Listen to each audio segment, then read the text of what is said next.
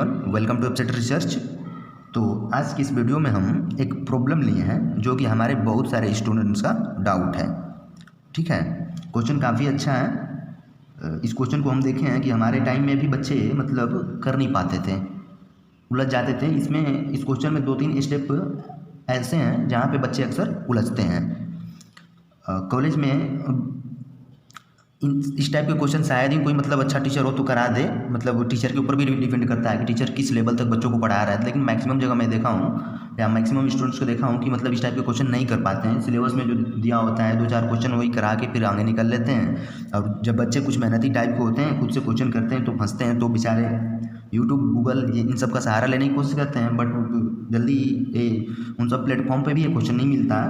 मैंने देखा है, हो सकता है वो भी, कोई ज़रूरी थोड़ी है कि मैं सारे मतलब चेक कराऊँ, लेकिन नहीं मिलता है जल्दी। और अच्छे वे में नहीं समझाया जाता है इस क्वेश्चन को।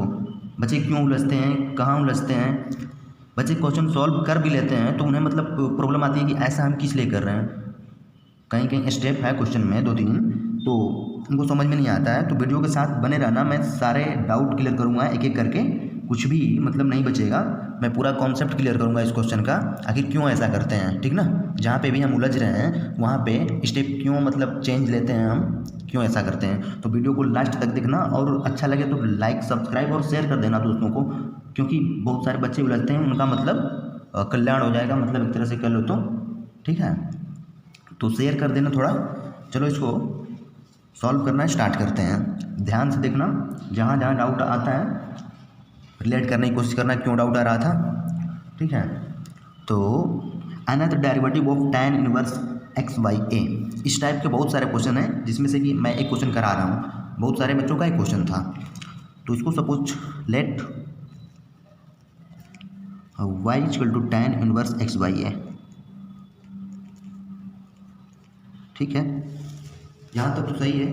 y1 निकालते हैं, y1 हो जाएगा 1/1 plus x square upon a square into 1/a।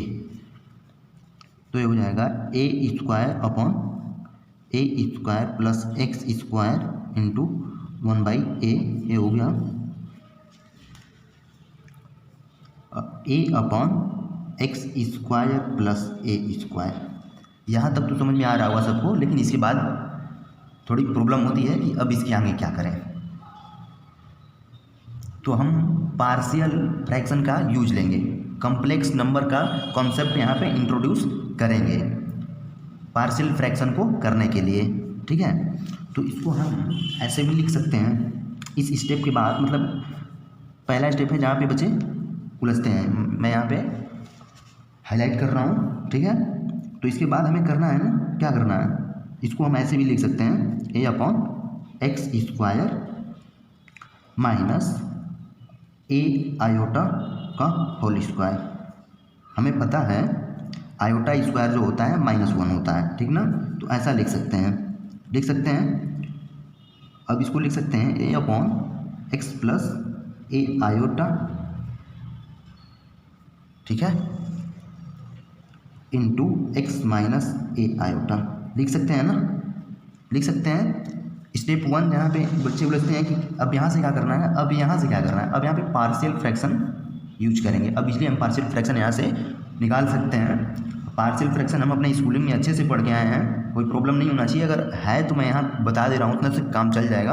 और एक बार मैं तो कहूँगा कि मतलब जब अपना बैचलर का मैथमेटिक्स पढ़ रहे हो, अभी जो अनदर डेरिवेटिव स्टार्ट हुआ है, अभी बच्चे स्कूल में पहुँचे होंगे, कॉलेज में पहुँचे होंगे, तो पार्शियल फ्रैक्शन यार एक बार अच्छे से पढ़ लो।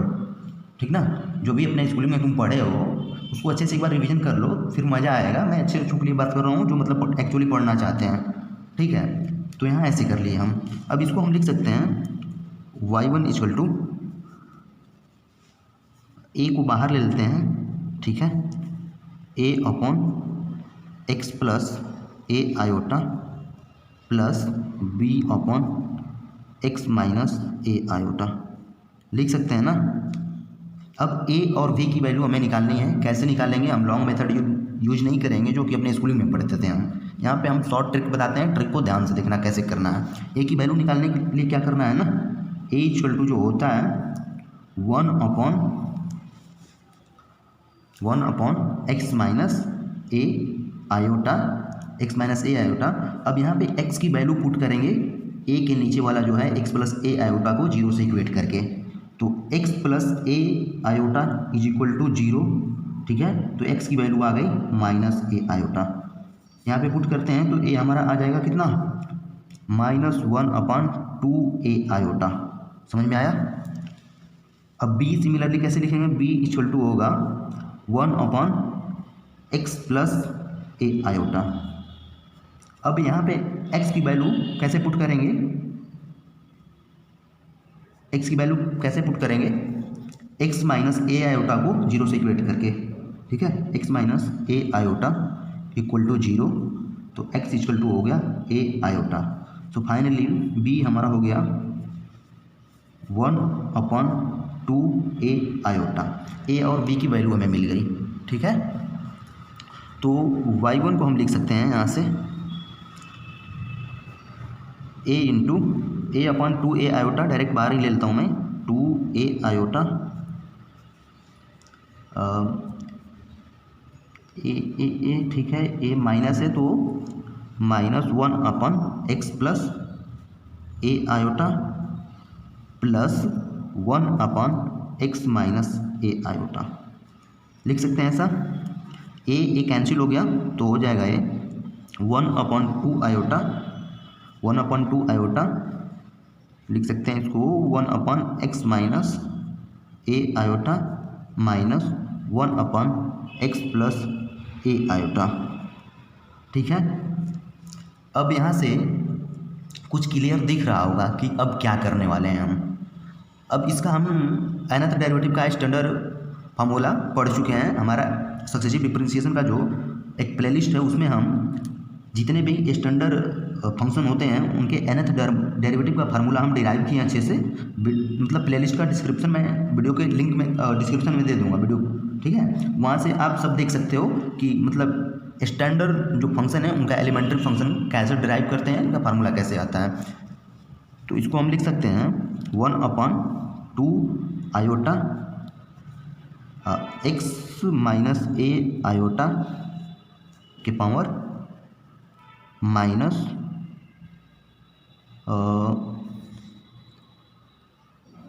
-1 माइनस x प्लस ए आयोटा के पावर -1। अब यहाँ पे मैं रिकॉल करा देता हूँ, यदि y इक्वल टू है 1 upon A X plus B के power m, where m equal to -1, then y1 जो हमारा होता है -1 के पावर n, -1 के पावर n फैक्टोरियल a के power n upon A X plus v के पावर n प्लस 1, ठीक ना। यहाँ तक हो गया। y इतना है तो yn इतना होता है, फिर m इक्वल टू -1। इसमें कंडीशन है, इसको याद रखना, मतलब कंफ्यूज मत होना। m -1 हो तभी ये फार्मूला होता है। इतना हो गया। तब यहाँ पे अप्लाई करते हैं।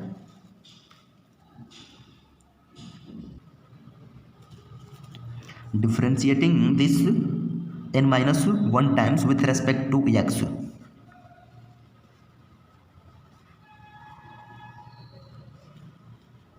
Differentiating n-1 times with respect to x, ठीक ना। तो y n-1 टाइम्स करेंगे तो यहाँ पे y1 प्लस n-1 कितना हो जाएगा, yn। समझ में आ रहे हो ना। हमें nth डेरिवेटिव निकालना है, फर्स्ट डेरिवेटिव पहले ही निकाल चुके हैं, तो अब नेक्स्ट स्टेप में हम n-1 टाइम्स डेरिवेट करेंगे। समझ में आया। तो ये हो गया 1 अपॉन 2 आयोटा। अब इसका क्या हो जाएगा, n की वैल्यू -1 है, ठीक है। तो -1 के पावर n, n की जगह रखेंगे n-1,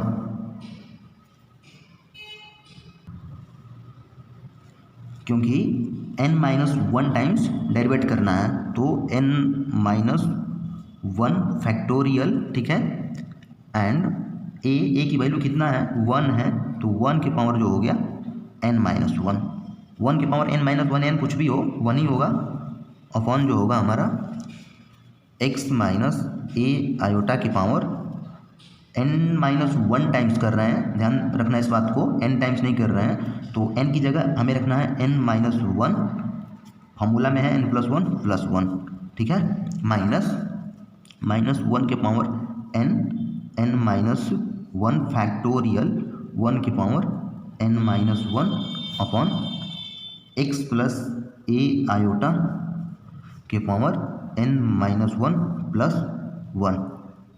आई होप कि ये समझ में आ रहा होगा अच्छे से, ठीक है। तो ये हो जाएगा 1/2 आयोटा, 1/2 आयोटा माइनस 1 के पावर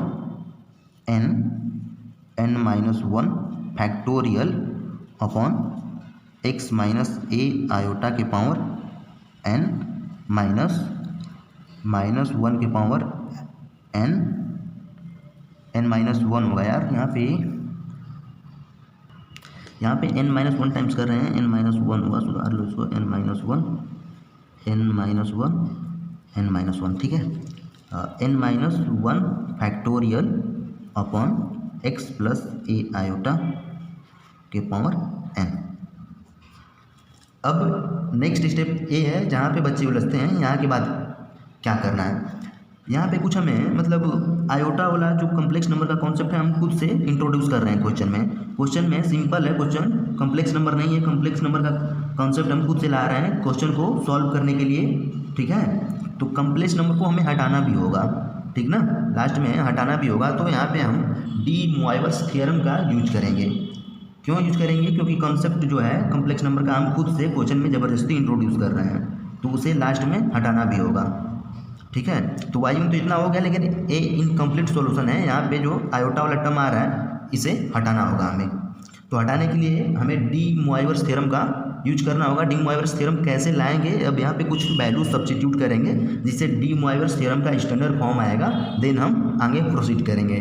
अब देखो हम यहाँ पे क्या सब्स्टिट्यूट करेंगे कि डी मोइवर्स थ्योरम जो है अपना स्टैंडर्ड फॉर्म में आएगा। तो यहाँ पे हम पुट करेंगे, put x equal to r sine theta and a equal to r sine theta r cos theta, x equal to r cos theta, दिख नहीं रहा है, x equal to r cos theta and a equal to r sine theta सच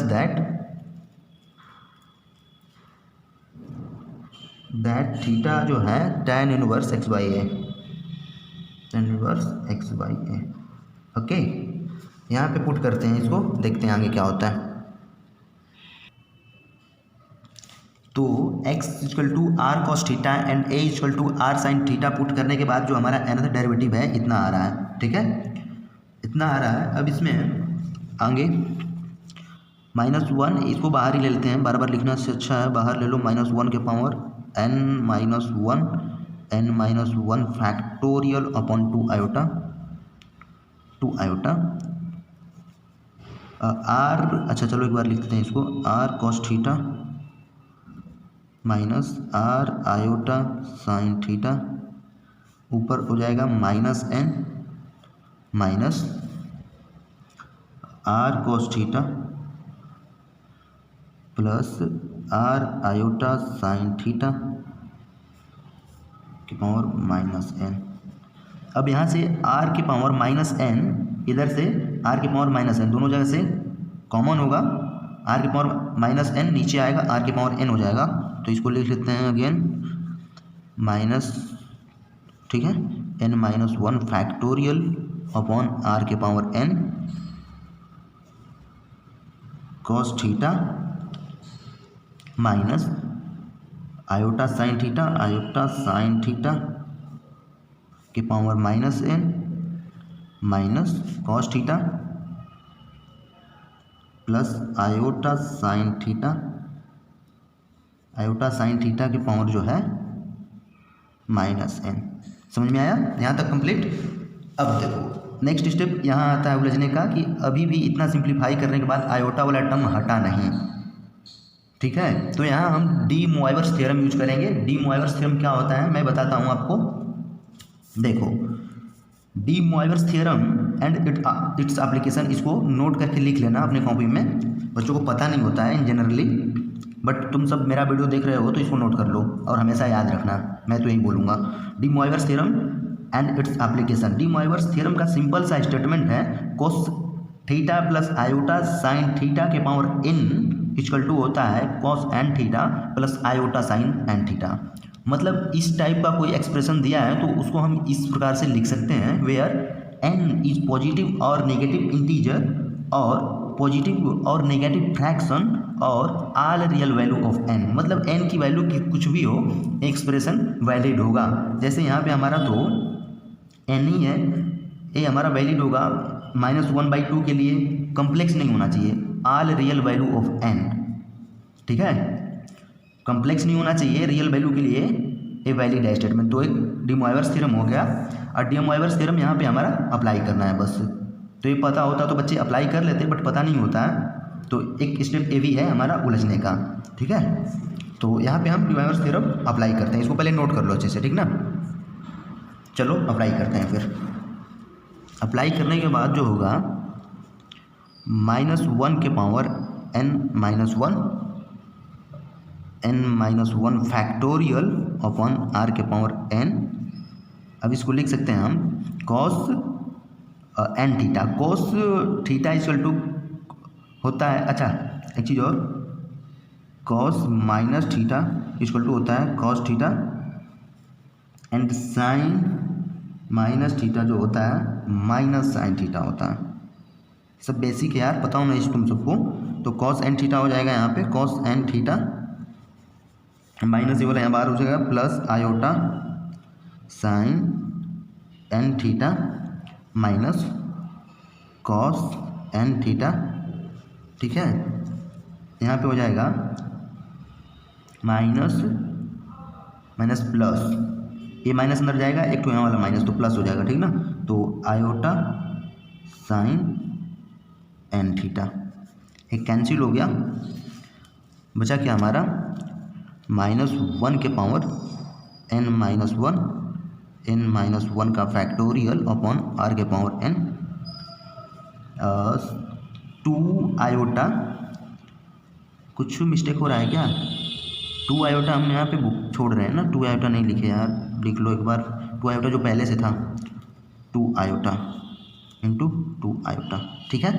अब यहाँ से 2 iota sine n theta हो जाएगा, ठीक है। 2 आयोटा कैंसिल हो गया, क्या बचा हमारा -1 के पावर n-1 का फैक्टोरियल अपॉन r के power n into sine n theta, ठीक है। अब a equal to r sine theta हम लेट किए थे, तो यहाँ से r की वैल्यू हो जाएगी a अपॉन साइन थीटा। इसको भी पुट कर लेते हैं, इसको क्यों छोड़ेंगे, ठीक है। तो आयोटा वाला देखो हमारा डी मोइवर्स थ्योरम को यूज करने के बाद आयोटा वाला टर्म फाइनली रिमूव हो चुका, ठीक है। आयोटा हम खुद से लाए थे तो इसे रिमूव भी कर दिए। समझ में आ रहा है क्यों ऐसा कर रहे हैं? होप सो कि आप समझ पा रहे हैं मैं बोलना क्या चाह रहा हूँ, क्या समझाने की कोशिश कर रहा हूँ, ठीक ना। तो 2 आयोटा यहाँ से कैंसिल हो गया। अब यहाँ पे r की वैल्यू भी पुट कर देते हैं, तो -1 के पावर n-1 फैक्टोरियल अपॉन हो जाएगा a के पावर n अपॉन साइन के पावर n थीटा, ठीक ना। साइन हो गया n थीटा, साइन के पावर n थीटा ऊपर चला जाएगा तो हो जाएगा -1 के power n-1 factorial upon a के power n into sine n theta into sine के पावर n थीटा, ठीक है। तो ये हमारा फाइनली nth डेरिवेटिव हुआ tan इनवर्स x/a का, ठीक है। तो nth derivative of tan inverse x by a हुआ इतना, where theta is equal to tan inverse x by a. तो क्वेश्चन हमारा कंप्लीट हुआ, बहुत सारे स्टूडेंट्स का डाउट था, ठीक है। तो thank you so much watching this video. जय हिंद।